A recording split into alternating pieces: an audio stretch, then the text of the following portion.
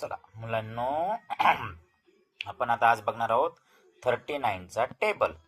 आपले नेहमीच्या ज्या नंबरच्या लास्टला 9 असतं त्याचा टेबल बनवण्याची ट्रिक पुन्हा एकदा लिहून घ्यायचं. 9 8 7 6 5 4 3 2 1 and 0.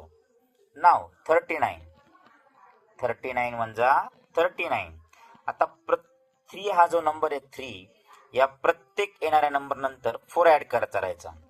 3 + 4 7, 7 + 4 11, 11 + 4 15, 15 + 4 19, 19 + 4 23, 23 + 4 27, 27 + 4 31, 31 + 4 35, 35 + 4 39.